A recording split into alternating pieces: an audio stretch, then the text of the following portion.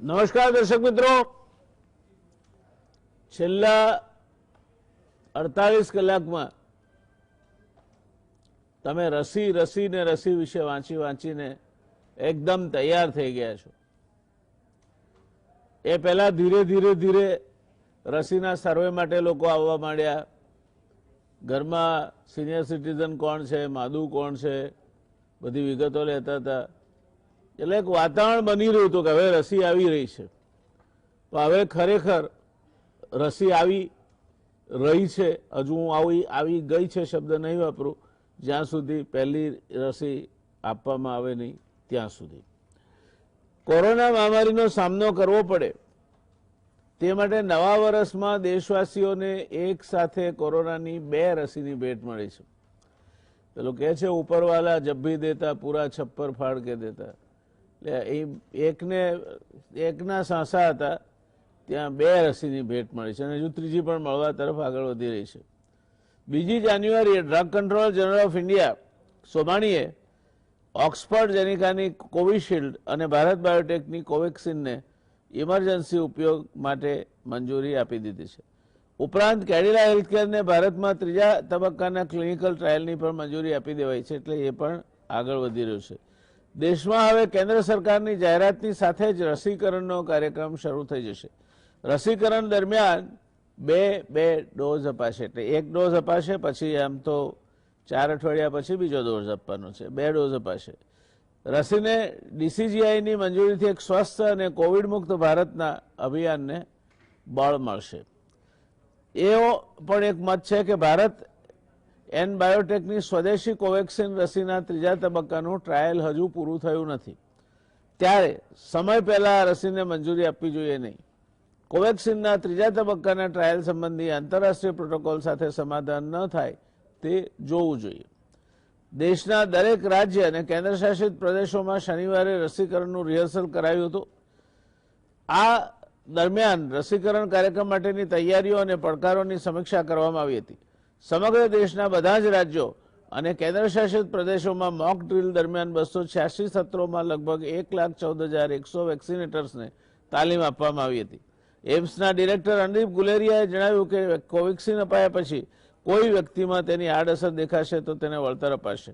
બીજી બાજુ DGCI doctor વીજી સોમાણીએ જણાવ્યું કે કોરોનાની બંને રસી 110% સલામત છે.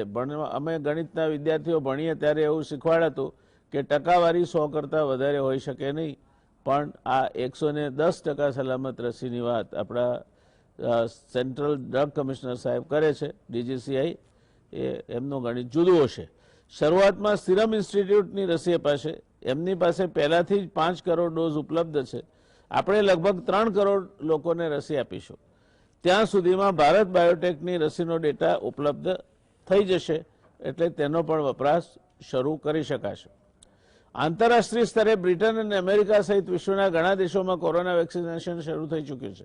ઓછા સમયમાં ઝડપથી રસી આપવામાં ઇઝરાયલ હાલ સૌથી આગળ છે. ઇઝરાયલમાં અત્યાર સુધીમાં 7.44% વસ્તીને રસી આપી દેવાય છે. 3.29% વસ્તીને રસી સાથે બહેરીન બીજા સ્થાને આવે અને ફાઇઝરની વેક્સિનના ઇમરજન્સી ઉપયોગની સૌથી પહેલી મંજૂરી આપનારું બ્રિટન 1.18% વસ્તીને રસી સાથે 3જા સ્થાને છે. અમેરિકામાં હજુ 0.64% વસ્તીને જ રસી અપાય છે, જેથી ટ્રમ્પ સરકારની ટીકા થઈ રહી છે. જોકે અપાયેલા વેક્સિન ડોઝની દ્રષ્ટિએ અમેરિકા સૌથી આગળ છે. ત્યાં અત્યાર સુધીમાં 21.3 લાખ ડોઝ અપાયા છે. ચીન 10 લાખ ડોઝ સાથે બીજા ક્રમે, બ્રિટનમાં 8 લાખ અને ઇઝરાયલમાં 6.43 લાખ ડોઝ અપાયા છે. ઇઝરાયલના સ્વાસ્થ્ય મંત્રાલયે કહ્યું છે કે બુધવારે 1.52 લાખ લોકોને વેક્સિનનો પહેલો ડોઝ અપાયો હતો. કોરોનાની સૌથી વધુ અસરગ્રસ્ત અમેરિકામાં રસીકરણની ઝડપ ધારણા કરતાં ઘણી ધીમી છે. બુધવાર સુધીમાં ત્યાં માત્ર 21.3 લાખ લોકોને જ પહેલો ડોઝ અપાયો છે. ત્યાંના સ્વાસ્થ્ય વિભાગે સ્વીકાર્યું છે દર્શક મિત્રો કે રસીકરણ ધારણા કરતાં ધીમું છે. બુધવાર સુધીમાં અમેરિકામાં 1.14 કરોડ ડોઝ વહેંચાઈ ચૂક્યા હતા, પણ અપાયેલા ડોઝ અંદાજે એના માત્ર 20% જ છે. ફિનલેન્ડના ચીફ ફિઝિશિયન મૈયા કોકોનઈએ જણાવ્યું છે કે અત્યાર સુધીમાં 5 લોકોએ સાઇડ ઇફેક્ટની ફરિયાદ કરી છે. ટૂંક સમયમાં જ તેઓ રિએક્શન અંગે જાણકારી તેમની વેબસાઇટ પર અપલોડ કરશે. તેઓએ જણાવ્યું છે કે રિએક્શનના કેસ હજુ પણ વધી શકે છે. હવે આપણે આપણી પાછી મૂળ વાત પર આવીએ. ફાઇઝર, બાયોએનટેક અને મોડર્ના દ્વારા કરવામાં આવેલ ક્લિનિકલ ટ્રાયલ્સમાં રસી કોવિડ-19 અટકાવવા માટે ખૂબ અસરકારક હોવાનું જણાયું છે, પણ એ માટે 3 થી 4 અઠવાડિયાના અંતરે 2 ડોઝ આપવા પડે. પહેલા ડોઝ પછી થોડોક બચાવ એટલે પ્રોટેક્શનની શરૂઆત થાય, પણ એ પ્રોટેક્શન એટલું જલ્દી શમી ના જાય. દરમિયાનમાં બીજો ડોઝ 4 અઠવાડિયા પછી આપવો જોઈએ એવું નક્કી થયું હતું. પણ કેટલાક નિષ્ણાતોનું એવું કહેવું છે કે 2 ડોઝ આપવાને બદલે માત્ર 1 જ ડોઝ આપવાથી વધારે લોકોના જાન બચી શકે. અમેરિકામાં જેમણે પહેલો ડોઝ લીધો છે તેમને માટે બીજો ડોઝ રિઝર્વમાં રાખવામાં આવ્યો છે. હવે આ ડોઝને 12 અઠવાડિયા જેટલો પાછો રાખવાનું આયોજન થઈ રહ્યું છે. પહેલા 4 અઠવાડિયા પછી બીજો ડોઝ આપવાનો હતો. હવે પહેલા બધા જેટલાને અપાય તેટલાને અપાઈને પહેલી બેચવાળાને 12 અઠવાડિયા પછી એ ડોઝ આપવાનું આયોજન થઈ રહ્યું છે, જેથી વધારે લોકોને વેક્સિનનો ડોઝ આપી શકાય. બ્રિટિશ રિસર્ચ મુજબ ઓક્સફર્ડ એસ્ટ્રાઝેનિકા ક્લિનિકલ ટ્રાયલમાં પહેલો ડોઝ આપ્યાના 3 અઠવાડિયા બાદ 73% અસરકારક જણાઈ હતી. પ્રશ્ન એ થાય છે કે રસીના કેટલા ડોઝ ઉપલબ્ધ છે, પણ સાચો પ્રશ્ન તે નથી. ખરેખર કેટલા આપી શકો તેમ છો તે સાચો પ્રશ્ન છે. ગયા અઠવાડિયે 14 મિલિયન એટલે કે 1.4 કરોડ ડોઝ ફિલ્ડમાં મૂકવામાં આવ્યા, પણ અત્યાર સુધીમાં માત્ર 30% એટલે કે 4.2 મિલિયન લોકોને જ રસી અપાઈ શકી છે. એટલે રસી ઉપલબ્ધ બનવાનું કામ જેટલી આતુરતાથી આપણે રાહ જોતા હતા તે જ આતુરતાની સાથે હવે આપણે એડમિનિસ્ટર કરવાના કામમાં ઝડપ આવે તે માટેની પણ તૈયારી કરવાની રહેશે. અમેરિકામાં 20 મિલિયન લોકોને આ રસી આપવાની હતી, એના બદલે ગઈકાલ સુધી 4.2 મિલિયનનો આંકડો ઉપલબ્ધ બન્યો છે, જે ઘણો નીચો છે. ત્યાર પછીનો બીજો પ્રશ્ન દર્શક મિત્રો, રસી તો આવી ગઈ, પણ અપૂરતી આંતરમાળખાકીય સવલતો અને રસી સામેનો નિરાશાવાદ એ મુદ્દો પણ આપણે ધ્યાનમાં લેવો પડશે. 2 ડોઝ વચ્ચે જેટલું લાંબુ અંતર રાખશો, 4 અઠવાડિયાને બદલે 12 અઠવાડિયા રાખો, તો લોકો પાછા બીજો ડોઝ લેવા આવવાનું વધુ સંખ્યામાં ભૂલી જશે એવું કેટલાક નિષ્ણાતો કહે છે. અથવા તેમણે કઈ વેક્સિન લીધી હતી તે લોકોને યાદ નહીં રહે, અને આમાં 2 વેક્સિનની ભેળસેળ થઈ જાય તો શું પરિણામ આવે તે કોઈને ખબર નથી. જ્યારે આટલા મોટા પાયે પર કામ કરવાનું હોય ત્યારે આમ સામાન્ય રીતે ના થાય. પણ હેરોલ્ડ ઝિનિન નામનો એક મેનેજમેન્ટ ગુરુ છે, એણે એવું કહ્યું છે કે larger is the system, larger are the layers of inefficiency. જેટલી મોટી વ્યવસ્થા એટલા જ એના ગાબડા મોટા હોય છે. એટલે આવું થઈ શકવાની શક્યતા વિશે નિષ્ણાતો ચર્ચા કરે છે. સિંગલ ડોઝ ટ્રાયલ માટે અત્યારે કોઈ ડેટા નથી. ક્લિનિકલ ટ્રાયલ 2 ડોઝ માટે જ થયો છે. અત્યાર સુધી ક્લિનિકલ ટ્રાયલ જે થયો છે તે 2 ડોઝ માટે જ થયો છે. સિંગલ ડોઝ માટેનો કોઈ ડેટા નથી. એટલે આપણે જો આ સિંગલ ડોઝ વાળી થિયરી અપનાવીએ તો મને લાગે છે કે એ પોતાની ધારણાઓ ઉપર અને નિષ્ણાતોના મત ઉપર આધાર રાખીને અપનાવવાની રહેશે. ભવિષ્યમાં અભ્યાસ કરી શકાય ત્યારે અત્યારે કેટલાક દેશ બીજો ડોઝ લાંબા સમય સુધી મુલતવી રાખવાનો જે અખતરો કરી રહ્યા છે તે જો અવળો પડ્યો તો રસીમાં લોકોની શ્રદ્ધા ઘટશે. ઓક્સફર્ડ એસ્ટ્રાઝેનિકાના ટ્રાયલમાં વોલન્ટિયરે 2 ડોઝ 4 અઠવાડિયાના અંતરે લેવાના હતા, પણ તેમાંના કેટલાકે તો મહિનાઓના લાંબા ગાળા બાદ લીધા, છતાં પણ થોડું ઘણું રક્ષણ મળ્યું છે અને કોઈ અવળી આડઅસર થઈ નથી તેવું જાણ કરવામાં આવી છે. જોકે ફાઇઝરના પ્રવક્તાનું કહેવું છે કે 12 દિવસ પછી અંશતઃ રક્ષણ મળતું શરૂ થાય છે. રસી આપ્યાના રસીકરણના 12 દિવસ પછી અંશતઃ રક્ષણ મળવાનું શરૂ થાય છે, પણ પૂરા રક્ષણ માટે 2 ડોઝ લેવા જ યોગ્ય છે. રોગ સામે વેક્સિનની અસરકારકતા તો જ 95% જળવાઈ શકે. ફાઇઝરના મત મુજબ પહેલા ડોઝના 21 દિવસ બાદ એની કેટલી અસરકારકતા રહે છે તેની કોઈ જ વિગતો ઉપલબ્ધ નથી. એટલે બીજો ડોઝ પહેલાથી બહુ દૂર નહીં રાખી, ઇમ્યુન સિસ્ટમ જ્યારે રીઓર્ગેનાઇઝ થતી હોય ત્યારે એ અપાય તે હિતાવહ છે, જેની ચર્ચા આપણે નિષ્ણાતો પાસેથી કરીશું. અકિયો ઇવાઝકી એ ઇમ્યુનોલોજીસ્ટ છે. એ કહે છે કે શરીર પહેલા ઇન્જેક્શનને લાંબો સમય સુધી, આ પહેલું ઇન્જેક્શન આપ્યું હોય શરીર લાંબો સમય સુધી યાદ રાખે છે, એટલે એની વચ્ચે વધુ અંતર રાખી શકાય. એ કહે છે કે let's vaccinate as many people as possible now and give them the booster dose when they become available.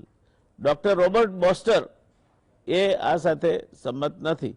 મોટાભાગના વૈજ્ઞાનિકો આ જુગાર ખેલવાની તરફેણમાં નથી. તેઓના મત મુજબ 2 શોટ 21 દિવસના અંતરે ફાઇઝર માટે અને 2 શોટ 28 દિવસના અંતરે મોડર્ના માટે આપવા જોઈએ. કેટલાક નિષ્ણાતો માને છે કે બીજો ડોઝ ડિલે કરવાથી અંશતઃ રક્ષિત એટલે કે પાર્ટલી પ્રોટેક્ટેડ વાતાવરણમાં કોરોનાને વિકસવા માટે તક મળશે. કદાચ આ પણ જે આપણે ડ્રગ રેઝિસ્ટન્ટ બેક્ટેરિયાની વાત કરીએ છીએ, આ વાયરસ છે એટલે એક્ઝેક્ટ સિમિલી નહીં દોરી શકાય, પણ એને આ વાતાવરણમાં ઉછરવા માટેની તક મળશે. આના સામે 2 હાફ ડોઝથી પરિણામ મળે છે તેવું ડોક્ટર સ્લોઈ કહે છે, પણ હાફ ડોઝ એ ક્લિનિકલ રિસર્ચ મુજબનો નથી. કોરોના મહામારીનો સામનો કરવા માટે નવા વર્ષમાં દેશવાસીઓને એક સાથે કોરોનાથી 2 રસીની ભેટ મળી છે અને હવે એનું અમલીકરણ ચાલુ થયું છે. ત્યારે આ બધા જ પ્રશ્નોની ચર્ચા આપણે આજે જે નિષ્ણાત પેનલ સાથે કરવાના છીએ, એ પેનલમાં ડૉક્ટર દિલીપભાઈ માવલંકર છે જે આપણી સાથે જોડાશે. દિલીપભાઈની કોઈ ઓળખાણ હું નથી માનતો ગુજરાત સમાચાર ટેલિવિઝનના દર્શક મિત્રોને આપવાની હોય. એક પ્રબુદ્ધ પબ્લિક હેલ્થ એક્સપર્ટ છે અને અમેરિકાની જ્હોન હોપકિન્સ સ્કૂલના એલ્યુમની છે. ત્યાં એમણે પોતાની માસ્ટર્સ ડિગ્રી કરી અને પીએચડી પણ કરી. આઈઆઈએમ જેવી સંસ્થામાં 10 વર્ષ ભણાવ્યું અને છેલ્લા 10 વર્ષથી દેશની સર્વોત્કૃષ્ટ કહી શકાય એવી ઇન્ડિયન ઇન્સ્ટિટ્યૂટ ઓફ પબ્લિક હેલ્થના દિલીપભાઈ ડિરેક્ટર છે. ડૉક્ટર તુષારભાઈ પટેલ, એમની પણ કંઈ આમ ઓળખાણ જરૂરી નથી. પલ્મોનોલોજીસ્ટ છે, સ્પેશિયાલિસ્ટ છે, ખૂબ જાણીતું નામ છે અને સરકારે જે કોર કમિટી નિમી હતી એ કોવિડ કોર કમિટીના સભ્ય તરીકે પણ એમની વરણી થઈ હતી, જે એમની ક્ષમતાનો એક પુરાવો છે. એમની નિર્ણય શક્તિમાં સરકારના વિશ્વાસનો પણ પુરાવો છે. ડૉક્ટર સપનભાઈ પંડ્યા ડોક્ટરેટ ઓફ મેડિસિન છે. મારે આજ પહેલાં એમની સાથે વાત રૂમેટોલોજીસ્ટ તરીકે થઈ છે, પણ અત્યારે ઇમ્યુનોલોજીસ્ટ તરીકે સપનભાઈની સાથે આપણે વાત કરવાના છે. સપનભાઈ પણ કોવિડ વેક્સિન ટાસ્ક ફોર્સના સભ્ય છે. ડૉક્ટર ઉર્વેશભાઈ શાહ, એમડી માઇક્રોબાયોલોજી, પ્રોફેસર અને head of the department microbiology વિભાગ, જીસીએસ મેડિકલ કોલેજ અને સેક્રેટરી છે infection control committee, GCS hospital. એટલે ખાસી 4 નિષ્ણાત ડૉક્ટરોની પેનલ આપણી પાસે છે. મારી વિનંતી છે કે પ્રશ્નો બધા લગભગ મુકાઈ ગયા છે કે આ 2 વેક્સિન આવે એટલે વેક્સિનીકરણ માટેના મિકેનિઝમની એક વાત છે. 2 વચ્ચેનો ગાળો 4 અઠવાડિયા રાખો કે વધારે પહેલો વધારે ડોઝ આપવા અને પછી 12 અઠવાડિયે આપવો, બીજો પ્રશ્ન છે. આનાથી ક્યાંય રિએક્શન થશે તો શું થશે, ત્રીજો પ્રશ્ન છે. સપનભાઈ માટેનો એક સ્પેસિફિક પ્રશ્ન છે કે જો તમે હાફ ડોઝ આપો અને પછી એ જો જીવતા રહી જાય વાયરસ અને પછી એ ઉછળે એ વાતાવરણમાં, તો પછી બીજો ડોઝ આપો, ત્યાર સુધીમાં એની વર્તણૂક કેવી હોય અને એનાથી કયું નુકસાન થાય કે ના થાય. સપનભાઈ, પ્રશ્ન નવો આપના માટેનો છે એટલે આપનાથી શરૂઆત કરીએ કે આ હાફ ડોઝ આપે પછી પાછો ફરી આપે અથવા તો વચ્ચેનો ગાળો લંબાવી દે તો જે કંઈ રહી ગયો હોય વાયરસ એ આ વાતાવરણમાં ઉછરશે. તો જો બેક્ટેરિયા હોત તો આપણે કહ્યું હોત કે ડ્રગ રેઝિસ્ટન્ટ બેક્ટેરિયા બની જાય. આ કિસ્સામાં આપ નિષ્ણાત છો, તો આમાં શું થાય, શું થવાની શક્યતાઓ છે ને આપનું મત શું છે, કઈ રીતે આપવું જોઈએ? થેન્ક યુ સાહેબ.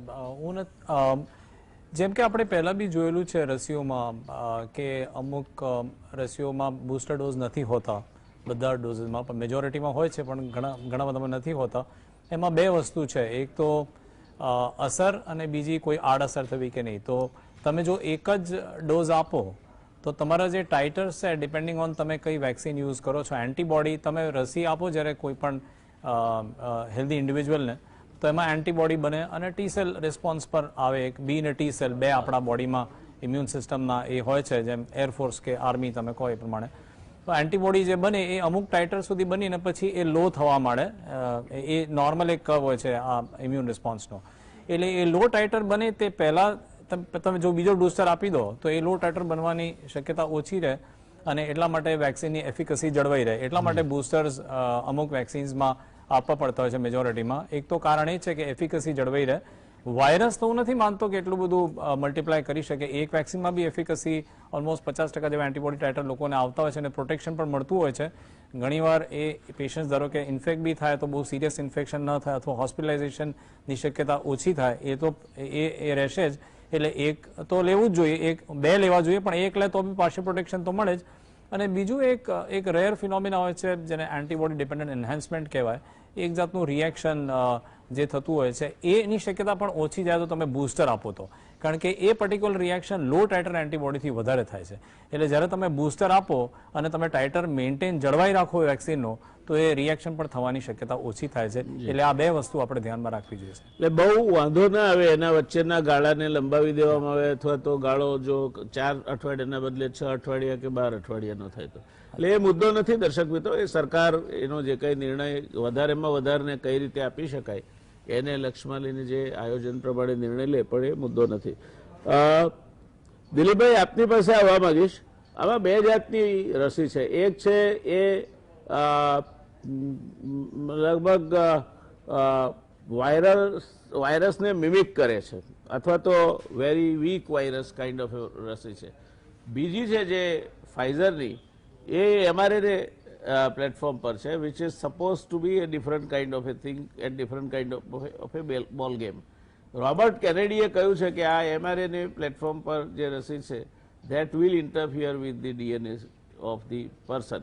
આ બે જુદા જુદા પ્લેટફોર્મ છે. શું કહેવું છે આપનું આના ઉપર? જયનારાયણભાઈ, એ બંને જુદા જુદા અને બીજા બે પ્લેટફોર્મ લોકો વાપરી રહ્યા છે. આ જે આખું વિજ્ઞાન છે બહુ છેલ્લા થોડા વર્ષોમાં બહુ ઝડપથી વધી રહ્યું છે અને એમઆરએનએ રસી ઘણા વખતથી બનાવવામાં આવતી હતી જુદા જુદા રોગો માટે, પણ આ પહેલી વખત આ રસી બની છે. એટલે એક નવો જ રસી બનાવવાના વિજ્ઞાનનો વળાંક છે. એટલે એમાં બહુ જ સારી રીતે એની ચકાસણી થયેલી છે અને છેલ્લા લગભગ 8-9 મહિનાથી એના ટ્રાયલ્સ, એના ડેટા બધું પબ્લિશ થયું છે. એટલે એવું કંઈ માનવાની જરૂર નથી કે આ નવું છે એટલે આમાંથી કંઈ નવા ખતરા ઊભા થઈ શકે. ઓફકોર્સ કોઈ પણ નવી વસ્તુમાં લોંગ ટર્મ 2 વર્ષ 5 વર્ષ પછી શું થશે એ કહેવું હમણાં અયોગ્ય છે, કારણ કે એટલો લાંબો સમય ગયો નથી. પણ એવું કંઈ ભયસ્નાન એમાં દેખાતું નથી. જે પેલી આખા વાયરસની અથવા ડીએનએની રસીઓ જુદા જુદા પ્લેટફોર્મની છે એ અમુક જૂના પ્રકારના જે પ્લેટફોર્મ પહેલા વપરાતા હતા એની ઉપર બનાવેલી છે. એટલે કદાચ લોકોને એમાં ભરોસો કરવામાં બહુ સહેલાઈ પડે કે આ પહેલા જે રીતે આપણે રસી બનાવતા હતા એવી જ રીતની રસીઓ છે, જ્યારે એમઆરએનએ નવી છે.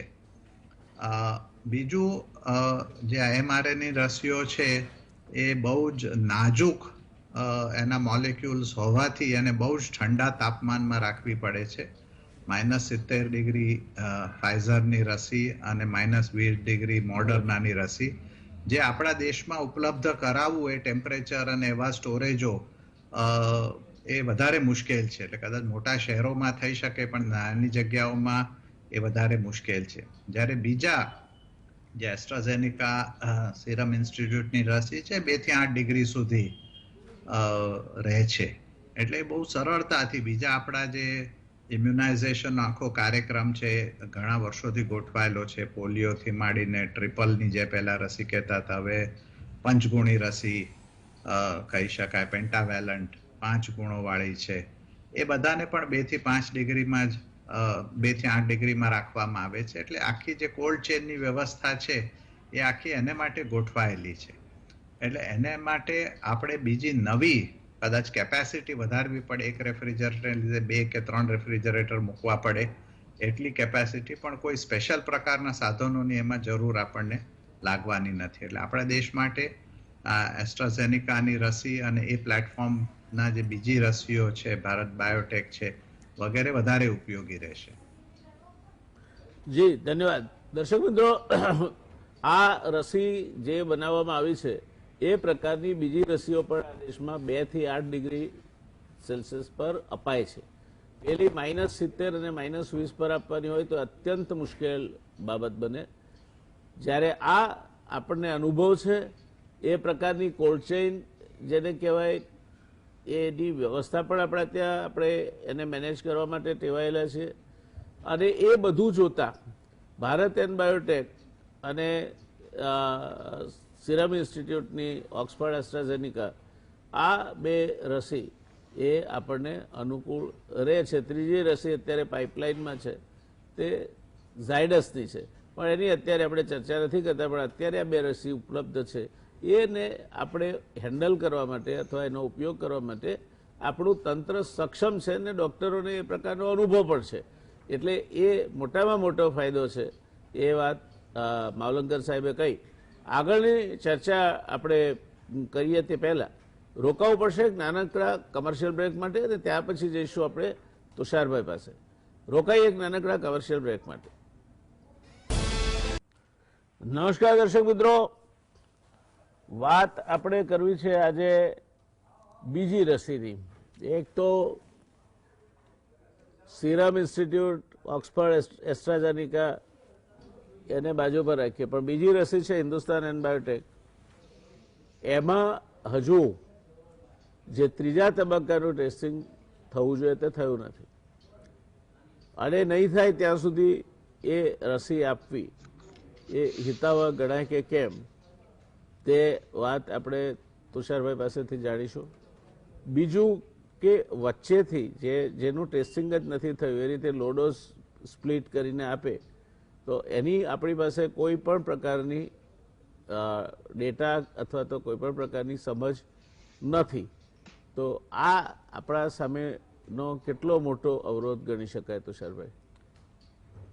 જે અત્યારે જે આપણે ભારત બાયોટેકની વેક્સિનની જે વાત કરી શકીએ ને, અત્યારે અત્યારે ફેઝ 3 ટ્રાયલમાં ચાલી રહી છે, એના લગભગ 1 ડોઝ તો દરેક વોલેન્ટર્સને આપવામાં આવ્યો. લગભગ 25,000 વોલેન્ટર્સને જે આ 1 ડોઝ તો આપવામાં આવ્યો છે. એની એફિકસી હજુ સુધી નક્કી નથી થઈ. સેફટી તો આપણને ખ્યાલ આવી ગયો છે કે ફેઝ 1 અને 2માં લગભગ ફેઝ 2માં એના લગભગ 800 પેશન્ટમાં એનો ટ્રાયલ કરવામાં આવ્યો હતો, અને એફિકસી તો સારી, એનું સેફટી માર્જિન તો સારું એવું છે, પણ એફિકસી આપણને હજુ એટલી બધી ખ્યાલ નથી. એટલે આ આપી થોડું અત્યારે જે અત્યંત ઉતાવળ ભર્યા છે, પણ છતાં પણ સરકારે જેને ઇમરજન્સી મંજૂરી આપી છે તો તેને એના ડેટાનો પણ અભ્યાસ કરવામાં આવ્યો હશે, અને એ ડેટાના અભ્યાસ પ્રમાણે પ્રાઇમરી જે મારે એ જ પૂછવું તો આપણા દર્શક મિત્રો માટે કે આ ઇમરજન્સી યુઝ માટેની મંજૂરી એટલે શું? કોઈ વિશેષ મંજૂરી છે અથવા તો કોઈ મર્યાદિત મંજૂરી છે, શું છે? ઇમરજન્સી યુઝ માટેની મંજૂરી એટલે એ પ્રકારની મંજૂરી જે આવી પેન્ડેમિક કે આવો કોઈ જે રોગચાળો ફાટી નીકળે ત્યારે એક પ્રકારની મંજૂરી આપવામાં આવે છે. એમાં જે દવા કે કોઈ પણ વેક્સિન ડેવલપ કરવામાં આવે છે એના 3 ફેઝમાં ટ્રાયલ થતો હોય છે. એક ફેઝ, સેકન્ડ ફેઝ અને થર્ડ ફેઝ. એમાં પહેલા ફેઝમાં આપણે જોતા હોય છે કે એની સેફટીનું જોવામાં, સેકન્ડ ફેઝમાં ડોઝ અને સેફટી એનાલિસિસ અને એફિકસી જોવામાં આવે છે. થર્ડ ફેઝમાં એ વોલેન્ટર્સ ઉપર જોવામાં આવે છે. એમાં સેફટી અને એફિકસી બંને જોવામાં આવે છે, અને એનું જ્યારે સંપૂર્ણ એનાલિસિસ થતું હોય છે, જ્યારે આઈડિયલી 4th સ્ટેજ હોય છે કે જે પેશન્ટમાં આપી અને 4થા સ્ટેજનું પણ એમાં એનાલિસિસ કરવામાં આવે છે. એ પહેલા જ્યારે ઇમરજન્સીની જ્યારે આ રોગચાળો પેન્ડેમિક ફાટી નીકળ્યો અને એવી ઘડીમાં એના 3 ફેઝના ટ્રાયલ કમ્પ્લીટ કર્યા પછી એને મંજૂરી આપવામાં આવે છે કે આ વેક્સિન સેફ છે. અમુક પ્રકારના વ્યક્તિઓમાં ટ્રાયલ કર્યા પછી એને ઇમરજન્સી મંજૂરી કહેવામાં આવે છે, અને એનું સંપૂર્ણ જ્યારે ક્લિનિકલ ટ્રાયલ્સ બધા પતે, કારણ કે આનું કેટલા વખત, કારણ કે આ જે છે એ ઇમરજન્સી ટ્રાયલ્સ વખતે 3 મહિના કે 2 મહિના સુધીનો જે જોવામાં આવે છે, એની લોંગ ટર્મ કેટલી ઇફેક્ટ રહેશે કે એની એફિકસી કેટલી રહેશે, જેની એન્ટીબોડી ટાઇટર કેટલો સમય, લાંબો સમય રહેશે, એ બધા રિઝલ્ટ આવવાના ઘણા બાકી હોય છે. પરંતુ જો એની સેફટી અને એનાલિસિસ કરી, સેફટી અને એફિકસી એનાલિસિસ કરી અને એને મંજૂરી આપવામાં આવે છે. એટલે આ ટૂંકમાં જે રસી આપવામાં આવી રહી છે અથવા આવનાર છે તે 100% સલામત છે, એની સલામતી માટે કોઈ ચિંતા કરવાની જરૂર નથી, બરાબર ને? તો ઉર્વેશભાઈ, આ જે છે એમ્સના ડિરેક્ટર રણદીપ ગુલેરિયા, એમણે એવું કહ્યું કે ક્યાંય રિએક્શન આવશે તો કોમ્પેન્સેશન આપીશું. દેટ મીન્સ કે એમને એવી દહેશત છે, અથવા તો is trying to foreclose that possibility. અને બીજી બાજુ આ દેશના જે drug director general of drugs છે સોમાણી, એ એવું કહે છે કે આ બંને રસી 110% સલામત છે. તો આમાં ખરેખર આમાં સાચું શું લાગે છે આપને, એક તટસ્થ વ્યક્તિ તરીકે અને એક નિષ્ણાત ડોક્ટર તરીકે? યસ, જો હવે તમે જે બે મોટા ઘણા સાયન્ટિફિકલી પણ બહુ રિનાઉન્ડ પર્સનના જે ઓપિનિયન છે એના વિશે થોડી ઘણી મને ઓપિનિયન આપવાનું તમે મને કીધું છે, એટલે મારા માટે થોડું ઘણું ડિફિકલ્ટ છે. પણ એટલું કહું કે સાઈડ ઇફેક્ટની બાબતમાં આ જેટલી પણ રસી અત્યારે ફેઝ 3 ટ્રાયલમાં છે એ મેજોરિટી રસી, બધી જ રસીની અંદર નહીવત સાઈડ ઇફેક્ટ દેખાય છે. અને એટલા જ માટે આ કદાચ કોન્ફિડન્સ દરેક સાયન્ટિસ્ટમાં, ડૉક્ટરમાં દેખાઈ રહ્યો છે કે સાઈડ ઇફેક્ટ્સ આમાં નેગ્લિજિબલ હશે. હવે જે તમે કીધું કે એક પ્રકારનો જે આમ ભય થાય કે ભાઈ સાઈડ ઇફેક્ટ થઈ શકે તો પછી કમ્પેન્સેશન, આ એટલા જ માટે કે કદાચ સાઈડ ઇફેક્ટ આમાં કોઈ પણ પ્રકારની વેક્સિનમાં એક પ્રકારની હોઈ શકે કે હાઇપર સેન્સિટિવ રિએક્શન. જ્યારે કોઈ પણ વેક્સિન આપે તો એની એ શરીર માટે એક ફોરેન એન્ટીજન છે, એટલે એની સામેનો ઇમ્યુન રિસ્પોન્સ તો આવવાનો જ છે. એ ઇમ્યુન રિસ્પોન્સ જ્યારે એક્ઝાગરેટેડ આવે તેને હાઇપરસેન્સિટિવ રિએક્શન કહેવાય. એ ઘણા એલર્જીક, સપનભાઈ સાથે જ બેઠા છે, એમણે પણ ઘણા બધા કેસીસ જોયા હશે કે પહેલાની પણ આની પહેલા જે પણ વેક્સિન બનેલી એની અંદર પણ આવા એલર્જીક રિએક્શન્સ આવે છે. અમુક હાઇપરસેન્સિટિવ રિએક્શન ઇમિડિયેટ ટાઈપના હોઈ શકે જે તમારે પહેલા શરૂઆતના અડધો કલાકમાં જ ઓબ્ઝર્વ કરવાની જરૂર પડતી હોય છે. એટલે આવી સાઈડ ઇફેક્ટ્સ અમુક પર્સનમાં સ્વાભાવિક હોઈ શકે અને એટલા માટે આપણે એનું ઓબ્ઝર્વેશન પણ રાખવાના છીએ.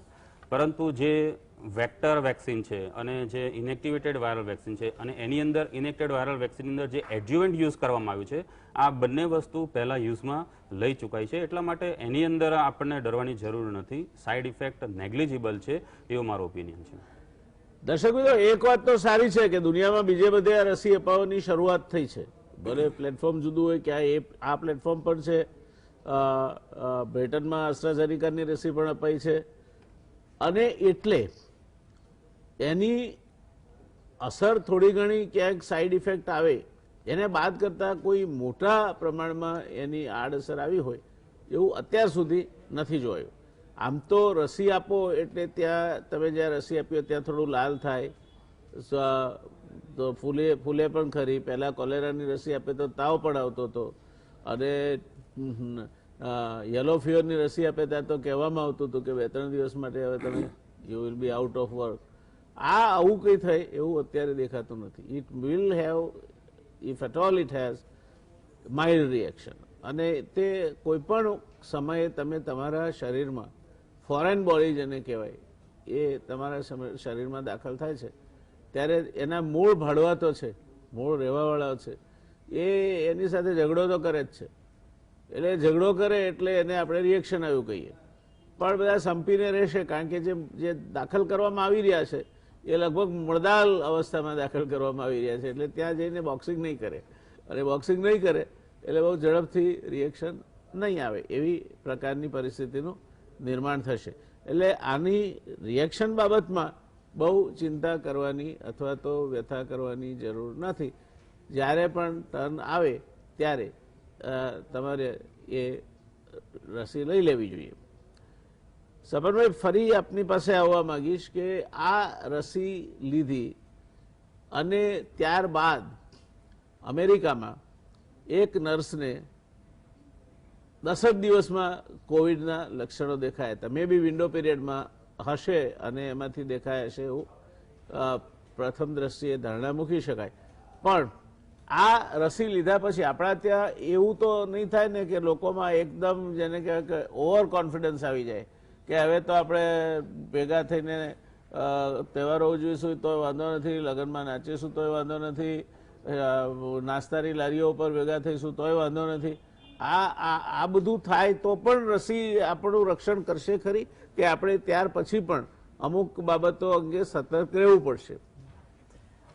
ચોક્કસપણે બહુ જ અગત્યનો પ્રશ્ન છે અને આપણે આજે માસ્ક પહેરવાનું કે સોશિયલ ડિસ્ટન્સિંગ કે હેન્ડ વોશિંગ જે બેસિક છે એ બધું જાળવી જ રાખવું પડશે ઇન ઓર્ડર કે એટલા માટે કે બીજાને ન થાય. સી રસી શું કરશે કે આપને એકવાર એ ઇન્ફેક્શન થવાથી પ્રિવેન્ટ નથી કરતું, એટલે ઇન્ફેક્શન તમને થઈ શકે અને તમે બીજાને પણ ઇન્ફેક્ટ કરી શકો રસી લીધી તો એ તમારી અંદર ઇન્ફેક્શનને આગળ વધવા નહીં દે, એટલે તમારી આગળ ઇન્ફેક્શનને એબોર્ટ કરી દેશે અને આગળ કોઈ જાતના કોમ્પ્લિકેશન નહીં થાય. એટલે તમારે તો બી એ બધું તો સાચવીને રાખવું જ પડે, એટલે કારણ કે આખા પોપ્યુલેશનનું આપણે આ કરીએ છીએ, ખાલી પોતાના માટે નથી. અને બીજું જે આપે કીધું કે જે લેડીને થોડું આપે કીધું એ પ્રમાણે કદાચ કારણ કે એન્ટીબોડી આજે બનવામાં એટલીસ્ટ સેકન્ડ ડોઝ પછીના 2 અઠવાડિયા પછી એન્ટીબોડીઝના ટાઇટર ખરેખર આવશે એવું માનવામાં આવે છે, એવું એટલીસ્ટ પહેલા રિઝલ્ટ્સમાં જોયેલું છે. એટલે ત્યાં સુધીમાં તો તમને જો ઇન્ફેક્શન થયું હોય સ્પેશિયલી ફર્સ્ટ ડોઝના 10 દિવસ પહેલાં હજી તો એન્ટીબોડી ચાલુ જ થઈ હોય અને તમે એનાથી પહેલાં જ ઇન્ફેક્ટ થઈ ગયા હો તો આવું થઈ શકે. પણ વેક્સિન્સથી ઇન્ફેક્શન થાય એવું તો ખાલી લાઈવ એટેન્યુએટેડ વેક્સિન જે હોય છે આમાંથી કે લાઈવ એટેન્યુએટેડ વેક્સિન નથી, એટલે એવી શક્યતાઓ કોઈ આ વેક્સિનમાં નથી. પણ આપણે વેક્સિન લીધા પછી પણ હું માનું છું ઓછામાં ઓછું 6 મહિના 9 મહિના કે આખું વર્ષ પણ આપણે એ બધું જ જાળવી રાખવું પડશે. માસ્ક પહેરવું, સોશિયલ ડિસ્ટન્સિંગ રાખવી, પહેલા કરતાં કદાચ થોડુંક આપણે વધારે 2-4 જણ મળી શકે એવું થઈ શકે, પણ આપણે એ બધા જ કાળજીઓ રાખવી પડશે એટલે હર્ડ ઇમ્યુનિટી આપણી જળવાઈ રહે. તુષારભાઈ, આ બહુ અગત્યની વાત થઈ કે તમારે આ લીધા પછી પણ તમે હવે સલામત છો, માસ્કને યાહૂ કરીને ઉલાળી મૂકો અગાસી ઉપરથી નીચે અને તમે બિલકુલ બિંદાસ થઈને થિયેટરમાં જાઓ કે આવું કશું નહીં થાય એવું સપનભાઈએ કહ્યું. તો આ પ્રકારના જે રિસ્ટ્રિક્શન્સ છે તે આપના મત તરીકે પ્રમાણે ચાલુ રાખવા જોઈએ કે આટલા માણસથી વધારે ભેગા ના થાય, કે એમાં થોડા તમે રિલેક્સેશન કરી શકો પણ બાય એન્ડ લાર્જ. હા, જે સપનભાઈએ જે રીતના વાત કરી કે આ જે વાયરસ છે એ આપણા બોડીમાં જે વેક્સિન લીધા પછી આપણા બોડીમાં એ ડિસીઝને સિવિયરલી ફોર્મમાં સ્પ્રેડ નથી થવા દેતો કે રિસ્ટ્રિક્ટ કરે છે, પરંતુ એવું તો નથી કે આપણે ડિસીઝ થવાનું જ નથી કે એ રીતનું જ નથી. એટલે વધારે ટોળા ભેગા થવા કે વધારે જેમ કે અત્યારે 100 લોકોની મંજૂરી છે તો એની મંજૂરી વધારીને 200 થી 250 થી 300 લોકો સુધી થઈ શકાય, પણ વધારે ને વધારે ટોળામાં જે આપણે માસ ગેધરિંગ 5-10 હજાર લોકોનું ગેધરિંગ થતું હતું એવું તો હજુ સુધી રિસ્ટ્રિક્શન જ્યાં સુધી આપણને આ વેક્સિન વિશે પ્રોપરલી એના રિઝલ્ટ્સ વિશે આપણને પૂરેપૂરી માહિતી ના મળી જાય કે આ વેક્સિન કેટલું પ્રોટેક્શન્સ આપે છે, આપણને કેટલી એફિકસીથી કામ કરી રહી છે, ત્યાં સુધી તો આ બધા જ સપનભાઈએ કીધું એમ SMS નું પાલન કરવું જ પડશે, સોશિયલ ડિસ્ટન્સિંગ, માસ્ક અને સેનિટાઇઝેશન વત્તા આ જે ગેધરિંગ સાહેબ તમે કીધું એ પણ ટાળવા જરૂરી છે, કારણ કે લાર્જ ગેધરિંગ તો ટાળવા 100% જરૂરી છે છેલ્લા 6 મહિના માટે. ધન્યવાદ તુષારભાઈ, બહુ સરસ વાત કહી આપે. અને દર્શક મિત્રો, આ રસી તમને એક રક્ષણ આપશે પણ એ ચેપ લાગશે જ નહીં એવી કોઈ ખાતરી નથી આપતી. તો આ રસી લીધા પછી પણ માવલંકર સાહેબ આપને પૂછવું છે મારે કે આપણે જે માણસે ફેબ્રુઆરીમાં વેક્સિનેટ કરાવ્યો તો એ પછીની આખી એની જીવન પદ્ધતિ અને રસી સાથેનો એનો સંબંધ એના કારણે એને શું મળશે અને શું નહીં મળે. હા, આ એક અગત્યનો સવાલ છે, પણ એ પહેલા મને જરા કહેવાનું ઈચ્છા થઈ રહી છે કે આપણે જે ઇમરજન્સી એપ્રુવલ વિશે વાત કરી એમાં થોડું ઉમેરું મારી સમજ પ્રમાણે, કદાચ મારી સમજ સાચી પૂરેપૂરી ન હોય. ઇમરજન્સી એપ્રુવલ એટલે ઇમરજન્સી છે એટલે એપ્રુવલ ઓછા ડેટા સાથે આપેલું છે. એટલે જો આવતીકાલે કે 1 મહિનામાં કોવિડ ઓછો થઈ જાય ભગવાનની કૃપાથી કે કોઈ પણ કારણે તો એ એપ્રુવલ પાછું લઈ શકાય. એટલે કંઈ પૂરેપૂરું ડેટા ચકાસીને એપ્રુવલ નથી. ઇમરજન્સી સિચ્યુએશન છે, વોર જેવી સિચ્યુએશન છે, અમુક તમે મીડિયામાં જોયું હશે એવા પણ શબ્દો વપરાયા છે, એટલે આપણે આ એપ્રુવલ આપ્યું છે પૂરેપૂરા. જ્યારે યુરોપિયન જે ડ્રગ એજન્સી છે એમણે ઇમરજન્સી એપ્રુવલ નથી આપેલા, ઇંગ્લેન્ડમાં અને અમેરિકામાં અપાયા છે, પણ એ વધારે કોશિયસ છે, એટલે એમણે પૂરેપૂરી ચકાસણી કરીને પછી જ મોડું કરીને 2-3 અઠવાડિયા વધારે સમય લઈને પછી એમણે ફૂલ એપ્રુવલ આપેલું છે.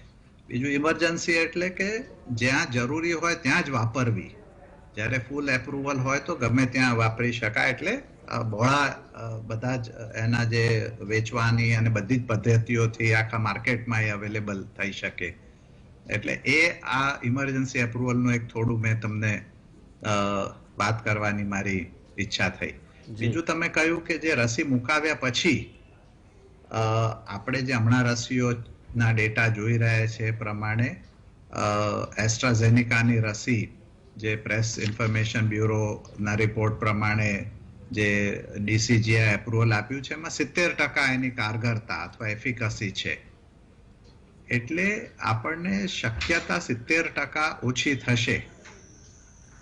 કોઈને રોગ થવાની જે શક્યતા રહેલી છે પણ છતાંય 30% તો હજુ રહેશે જ. એટલે રસી એ કંઈ 100% કારગર અથવા ઇફેક્ટિવ નથી.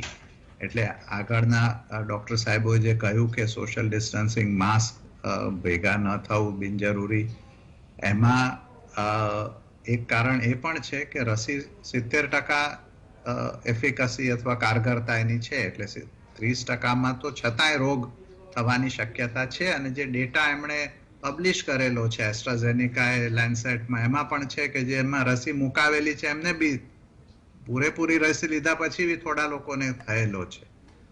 એટલે એવું નથી કે રસી લીધી એટલે એકદમ બિલકુલ શક્યતા 0 થઈ જશે. એટલે એ ખાસ ધ્યાન રાખવાનું લોકોએ જરૂરી છે.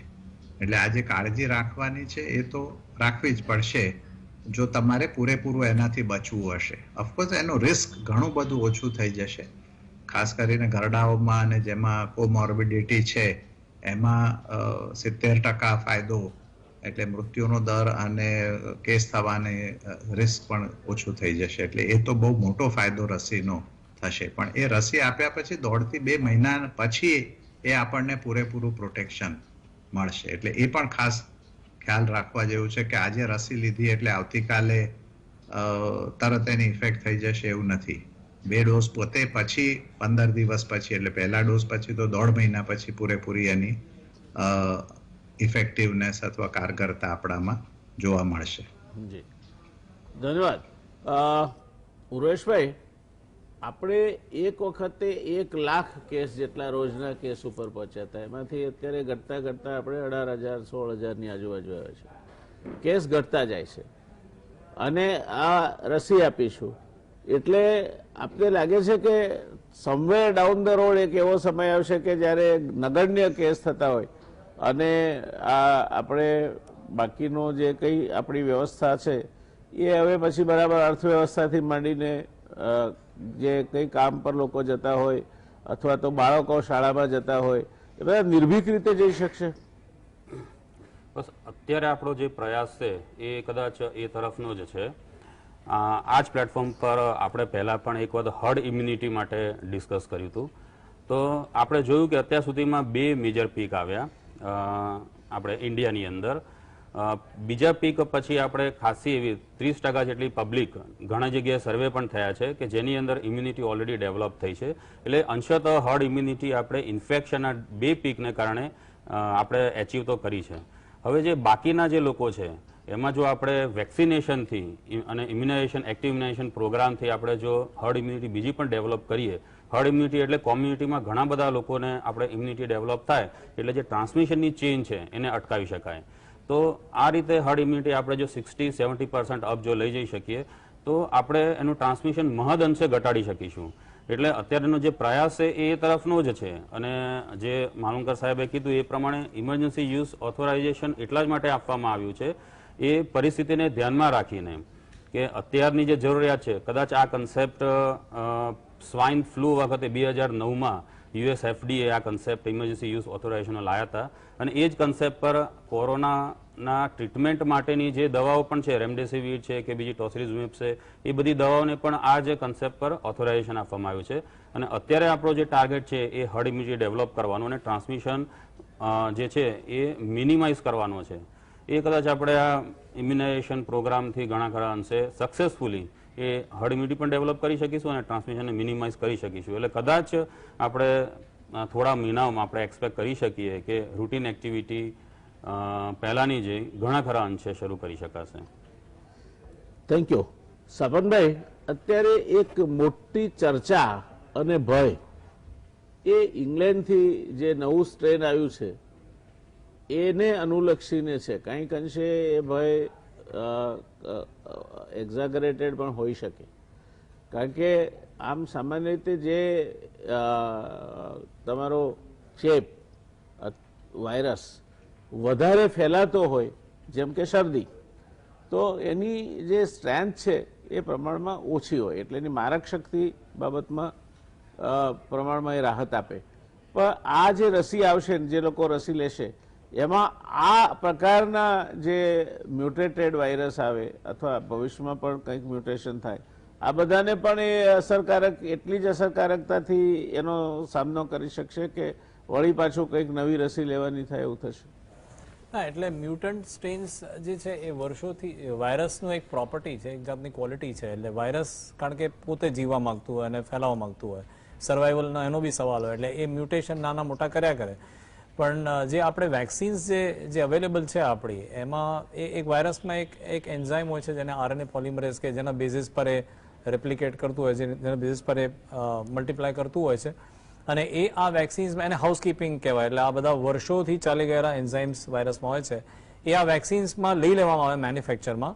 અને એટલે કોઈ બી મ્યુટેશન નાનું મોટું થાય તો એને અમે આ વેક્સિન પ્રોડક્શન મેન્યુફેક્ચરર્સ એને ટ્વીક કે, એટલે ખાલી નાનકડું એક ફેરફાર કરવું, એક મશીનરીમાં એક નાનું નટબોલ્ટ જેવું ફિટ કરવાનું આવે એવી વસ્તુ છે. એટલે એ ટ્વીક કરી અને તમે પાછી એને તરત જ એને એફિકેશિયસ બનાવી શકો. ને ટ્વીકમાં લગભગ કહે છે કે 2 કે 3 અઠવાડિયાથી વધારે સમય નથી લાગતો.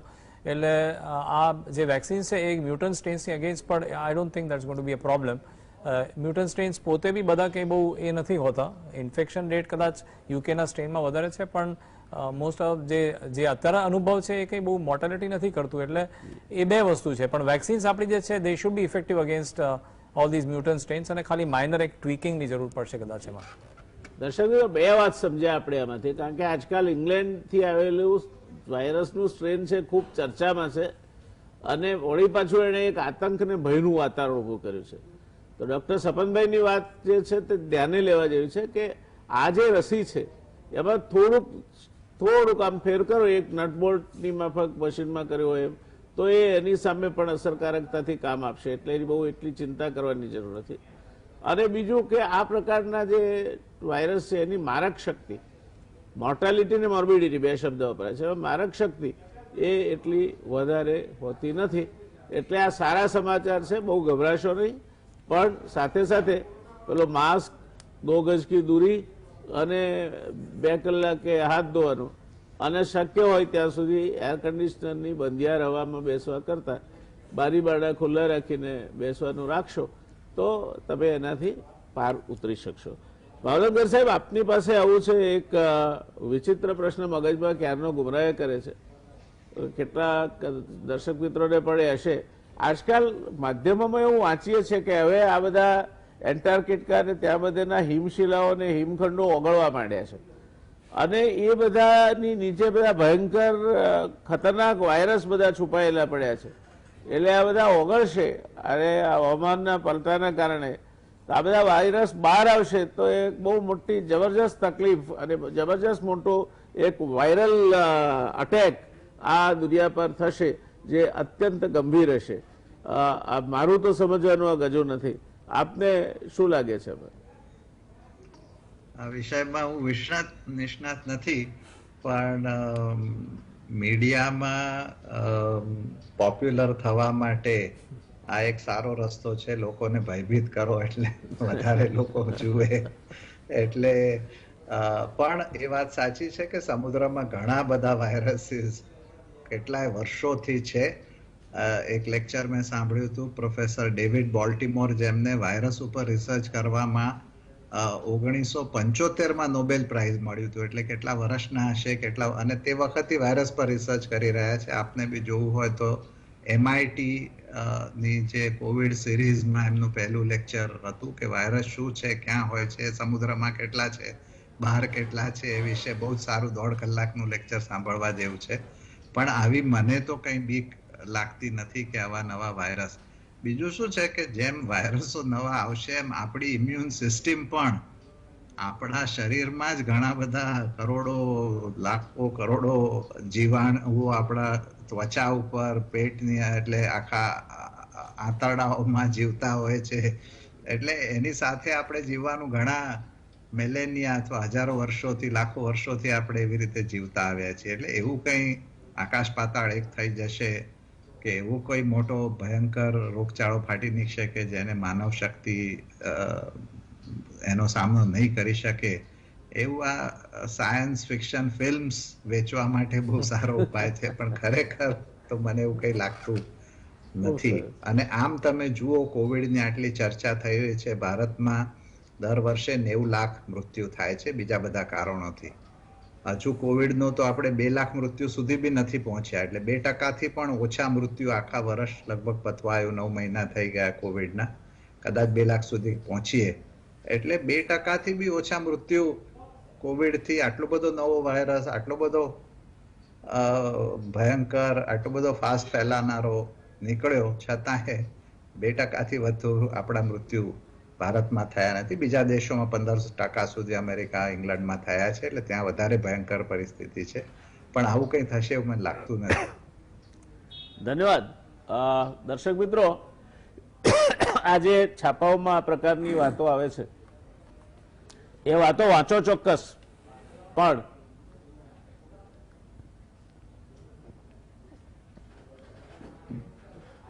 એ વાંચીને પછી નવરાશના સમયમાં વાયરસની માફક એને વહેતી મૂકવાનું કામ નહીં કરતા. એમાં ઘણી બધી બાબતો એવી છે જે આપણા સમજની નથી. અને એક મુદ્દો તો એ છે કે માણસને ઈશ્વરે રોગ પ્રતિરોધક શક્તિ નામનું એક હથિયાર આપ્યું છે. અમેરિકાથી તમારે ત્યાં મહેમાન આવે એટલે બહાર પાણી પીશે તો ડાયરિયા થશે. આપણે નળે 2 ખોબા ધરીને પાણી પીએ તો કંઈ થતું નથી. એટલે કદાચ વાયરસ આવશે તો પણ આપણે એને પહોંચી વળીશું. તુષારભાઈ, આપ તો આ સમિતિમાં સભ્ય છો રાજ્ય સરકારની. અમેરિકાનો ને બીજાનો અનુભવ એ છે, અમેરિકાનો પર્ટિક્યુલર, કે આટલી બધી તૈયારી પછી પણ એ લોકો જે એમનું ટાર્ગેટેડ હતું એના 20% જ ગિવન ટાઈમ ફ્રેમમાં અચીવ કરી શકે, બહુ વાર લાગે છે. તો આપને શું લાગે છે, અહીંયા આપણે તો જથ્થાબંધ વેક્સિન, પોલિયોની ને બધી આપવા માટે ટેવાયેલા છે, તો આપને લાગે છે કે અમેરિકા જેવું કંઈ આપણને અનુભવ થાય? અમેરિકા જેવું નહીં થાય, કારણ કે અત્યારે પણ જેમ આપણે વાત થઈ કે આ મહિના છે, છેલ્લા 1-2 મહિનાથી આપણી સરકાર અને આપણા જે ગવર્મેન્ટની મિશનરી હતી એ વેક્સિન માટેની તૈયારી કરવા લાગી ગઈ હતી. સૌથી પ્રથમ કે એનો સર્વે કરવાથી માંડી અને અબાઉ 50 યર્સના લોકોનો સર્વે, ટોટલી સર્વે કરી અને એની લિસ્ટ બનાવી. પહેલાં ફ્રન્ટલાઇન વોરિયરનું લિસ્ટ બનાવ્યું, એટલે લિસ્ટ બનાવી અને તૈયાર તો કરી દીધું છે. વધતા એની સાથે સાથે જ્યારે વેક્સિનની મંજૂરી મળી એ પહેલાં લોકોને વેક્સિન કેવી રીતના આપી એના ડ્રાય રન પણ થઈ ચૂક્યા છે. ઘણા બધા રાજ્યોમાં પણ આ રન થઈ ચૂક્યા છે, આપણા રાજ્યમાં પણ થઈ ચૂક્યા, અને ડિસ્ટ્રિક્ટ લેવલે પણ જુદી જુદી જગ્યાએ. ડ્રાય રન એટલે શું, જરા સમજાવો ને. ડ્રાય રન એટલે એવું છે કે મોક ટેસ્ટ, એટલે કે એને એક ટ્રાયલ કરવામાં આવે કે જેમાં આપણે વેક્સિન કેવી રીતના આવે, વેક્સિન કેવી રીતના કોલ્ડ ચેન મેન્ટેન કરવાની, વેક્સિન આવે અને વેક્સિનમાંથી કોલ્ડ ચેન મેન્ટેન એટલે કે વેક્સિનનું ટેમ્પરેચર જે આપણે અહીંયા આપણા દેશમાં જે વેક્સિન આવવાની છે એ 2 થી 8 ડિગ્રીનું ટેમ્પરેચર એનું મેન્ટેન કરવાનું. તો 2 થી 8 ડિગ્રીનું ટેમ્પરેચર મેન્ટેન કરવા માટે જે વસ્તુઓ વપરાય અને જેની ટ્રાન્સપોર્ટેશન કે જે સેન્ટ્રલ લેવલ છે કે એક ડિસ્ટ્રિક્ટ લેવલથી ગામડા સુધી પહોંચે અને કેવી રીતને પહોંચાડવાનું, એને જે ઠંડુ રહે, વેક્સિન પોતાનું ટેમ્પરેચર મેન્ટેન કરે, એના માટેની જે વ્યવસ્થા હોય એને કોલ્ડ ચેનની વ્યવસ્થા કહેવામાં આવે છે. અને ડ્રાય રનમાં એવું છે કે જેને મોક ટ્રાયલ્સ કરવામાં આવે છે કે આ વેક્સિન આપણે આ છેવટના ગામડા સુધી કેવી રીતના પહોંચાડીશું અને કેવી રીતના આપીશું. એમાં ડિફરન્ટ જે સભ્યો હોય એને કેવી રીતના ટ્રેન કરવામાં આવે છે કે આ સભ્યનું કામ આ છે, કે કારણ કે આ વેક્સિન છે આપણા દેશમાં 50 વર્ષથી ઉપરના લોકોને આપવામાં આવવાની છે. એના નામ રજીસ્ટર થયા છે, એ રજીસ્ટર માણસે પોતાનું આધાર કાર્ડ કે કોઈ આઈડી લઈ અને એ જગ્યાએ જવાનું થશે, એ આઈડી બતાવી અને પછી એને વેક્સિન આપવામાં આવશે. જે વેક્સિન આપનાર વ્યક્તિ છે એ પ્રોપરલી વેક્સિન આપે છે કે નહીં, પ્રોપર સ્ટરીલાઇઝેશન કરી અને વેક્સિન આપે છે કે નહીં, પ્રોપર એનું પોતે પણ, કારણ કે આમાં શું છે કે કોઈ ઇન્ફેક્ટેડ માણસ હશે કે કોઈ પણ હશે, કારણ કે આમાં પણ આપણે SMS નું તો પાલન કરવું જ પડશે, વેક્સિનેશન ડ્રાઈવ ચાલશે, એની પણ ટ્રેનિંગ આપવામાં આવે છે. એ પ્રોપર સોશિયલ ડિસ્ટન્સિંગ માસ્ક ને એ કરી અને એને વેક્સિન આપવામાં આવે. અને આમાં લગભગ આપણે જે છે 0.5 ml ઇન્ટ્રામસ્ક્યુલર વેક્સિન આપવામાં આવશે. એટલે એ ત્યાં સુધી કે જે વેક્સિન ઇન્ટ્રામસ્ક્યુલર કેવી રીતના આપવી, એ વેક્સિનેટર્સ એટલે કે વેક્સિન એટલે જે વેક્સિન આપનારા વ્યક્તિ છે એને ટ્રેન કરવામાં આવશે. વધતા આ જે વેક્સિન પતી જાય અને આપી દેવામાં આવે ને એના પછી જેનું disposable properly biomedical waste management જેને કહેવાય, કારણ કે એને ખુલ્લામાં ફેંકી દેવામાં ના આવે, કારણ કે આ લાઈવ એટલે વેક્સિન એ વાયરસ હોય છે, એટલે એનાથી પણ કોઈક વાર ઇન્ફેક્ટેડ થવાના ચાન્સીસ, એટલે એનું પ્રોપર બાયોમેડિકલ વેસ્ટ મેનેજમેન્ટ પણ થાય ત્યાં સુધીનું આ મેનેજમેન્ટ કરવામાં આ રનને ડ્રાય રન કે આ પ્રોપરલી આપણે પહોંચાડી શકીશું કે નહીં. ધન્યવાદ. દર્શક મિત્રો, આ જેમ પેલું મોક ડ્રીલ થાય છે આગ લાગે તો અથવા આતંકવાદીઓ આવે તો એ માટેની, એવી આ ખરેખર રિયલ ટાઈમ એક્સરસાઇઝ છે કે આમાં આટલું કરવું પડે, બધી વ્યવસ્થાઓ કઈ રીતે ચાલે, શું કરે, એને ડ્રાય રન કે છે. એટલે એ થઈ ગયો છે. એટલે એટલા સુધીની રાજ્ય સરકારની વ્યવસ્થાની તૈયારીઓ છે. સવાલ એ છે કે આ અમલીકરણના તબક્કે આપણે પેલું હેરોલ્ડ જેનેનનું વાક્ય છે કે larger is the system, larger are the layers are inefficiency, એ ક્યાંક આપણા ઉપર હાવી નહીં થઈ જાય ને. કારણ કે ફૂડ સિક્યોરિટીની બાબત કરીએ ત્યારે એમાં મફત રેશનિંગ આપવાની વાત થઈ, સરકારની રિયાત સારી હતી, અને છતાં 61 લાખ જેટલા કુટુંબોને એ રેશનિંગ નહીં આપી શકાયું, કારણ કે આધાર કાર્ડ ક્યાંક લિંક નહીં થતું હોવાના કારણે અથવા તો બીજા કોઈ કારણોસર એ કાર્ડ સાયલેન્ટ થઈ ગયો હતો. આપણે આશા રાખીએ કે વેક્સિનેશનની જે ડ્રાઈવ થાય તેમાં આ જે ક્ષતિઓ ફૂડ ફોર ઓલ FFA પ્રોગ્રામમાં જે થઈ અને જેના કારણે સારા એવા પ્રમાણમાં લાભાર્થી રહી ગયા, તેવી પરિસ્થિતિ અહીંયા નહીં થાય અને બધા જ રસી લે અને રસીકરણ લઈને જે નિયમો પાળવાના છે તે પાળીને 1 વર્ષ સુધી એક પરિસ્થિતિનું નિર્માણ કરે કે જ્યારે આપણે આવતા જાન્યુઆરીમાં નિરાંતનો શ્વાસ લઈ શકીએ અને કહી શકીએ કે હવે અમને કોવિડની કોઈ બીક નથી. Covid is a gone case as far as India is concern. આ વાત આપણે જો લાવી શકીએ તો આ દેશના corona warriors, doctors, frontline workers બધા પોતે અત્યાર સુધી આપણને જીવતા રાખવા માટે પોતાના જાનના જોખમે એમણે કામ કર્યું છે, ઘણું સારું કામ કર્યું છે. એટલે આ ચર્ચાના સમાપનમાં મને લાગે છે કે as a word of gratitude towards them આપણે એ બધાને બિરદાવીએ અને એમણે જે સારી કામગીરી કરી છે એના કારણે આજે આપણે ઓછામાં ઓછો ખોફ સહન કરીને, ઓછામાં ઓછું મૃત્યુ, ઓછામાં ઓછા નુકસાન વેઠીને આટલે સુધી આવી શક્યા છીએ. તો આશા રાખીએ કે રસીકરણના કામમાં પણ એ એમનું કામ આથી વધારે સારી રીતે કરશે, પણ એથી વધારે આપણે આપણું કામ આથી વધારે સારી રીતે કરીશું. કારણ કે you can take the horse to the water, can't make it drink. તમે તમારી જાતે જ જો આમાં સરકાર બધું કરશે એવું માનીને બેસો તો આ એવડું મોટું કામગીરી છે કે સરકારને ક્યાંક ને ક્યાંક મુશ્કેલી પડશે. એટલે આપણે આજે ફ્રન્ટલાઇન કોરોના વર્કર્સ છે એમને સહાયક થઈએ, સરકારની આ રસીકરણ માટેની જે ઝુંબેશ છે એને પણ સહાયક બનીએ અને સરવાળે આપણો નાગરિક ધર્મ નિભાવીને COVID-19 એ 2022ની સાલમાં અહીંથી પોબારા ગણી ગયો હોય તે પ્રકારની સ્થિતિનું નિર્માણ કરીએ એવી 2021 માટેની શુભકામનાઓ સાથે આપણે આ ચર્ચાને અહીંયા વિરામ આપીશું. મળીશું આવતીકાલે. ભારતના ઉત્તર પૂર્વીય સીમાડાઓ અને રાજ્યોમાં જબરજસ્ત ઘમાસાણ ચાલી રહ્યું છે અને આપણને ખ્યાલ પણ નહીં હોય તે પ્રકારની પરિસ્થિતિ ત્યાં જાનમાલની સલામતીથી લઈને અન્ય મુદ્દે ઉપસ્થિત થઈ ચૂકી છે. ત્યારે એક નાગરિક તરીકે ભલે આપણે ગુજરાતમાં છીએ, આપણને એની ચિંતા છે. એ ચિંતાની ચર્ચા કરીશું આવતીકાલે એક નિષ્ણાત પેનલ સાથે. મળીએ આવતીકાલે 9 વાગે ગુજરાત સમાચાર ટેલિવિઝન પર. ત્યાં સુધી ડોક્ટર દિલીપભાઈ માવલંકર, ડોક્ટર સપનભાઈ, ડોક્ટર ઉર્વેશભાઈ અને ડોક્ટર તુષારભાઈ ચારેય નિષ્ણાતોએ અત્યંત સરળ ભાષામાં જે રીતે માર્ગદર્શન આપ્યું માટે ખૂબ આભાર. ધન્યવાદ. શબ્બા ખેર.